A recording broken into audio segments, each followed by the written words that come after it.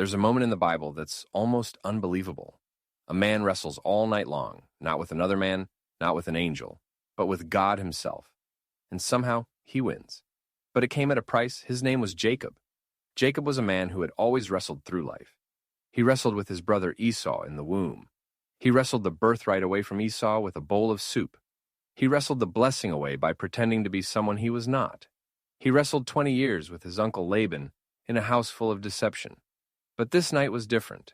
Genesis 32 tells us that Jacob was about to meet his brother Esau again. The last time they were together, Esau had threatened to kill him. Jacob was afraid.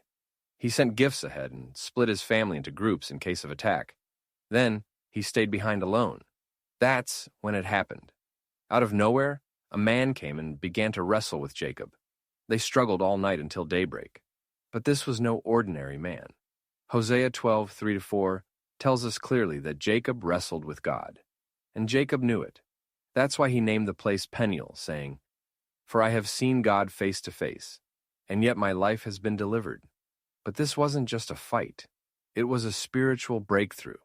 Jacob had always relied on his cleverness, his strength, and his ability to manipulate.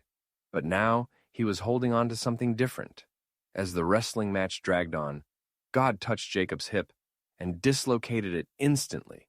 Jacob was wounded. He couldn't fight anymore. All he could do was cling. And he did. He grabbed on and said, "I will not let you go unless you bless me." And God did.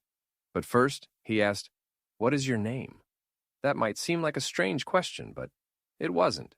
Jacob had once lied about his name to get the blessing from Isaac. Now God was making him confess who he really was. Jacob, the deceiver, the grabber. But after that confession, God gave him a new name, Israel. It means he struggles with God. And God said, "You have striven with God and with men and have prevailed." Jacob wrestled God and won. But he didn't win by overpowering God. He won by surrendering. He won by clinging. He won by refusing to let go, even in weakness. He walked away with a blessing, but he also walked with a limp. And that limp was a reminder for the rest of his life that true strength is not found in self-reliance, but in total dependence on God. What are you wrestling with? What fear? What guilt? What shame?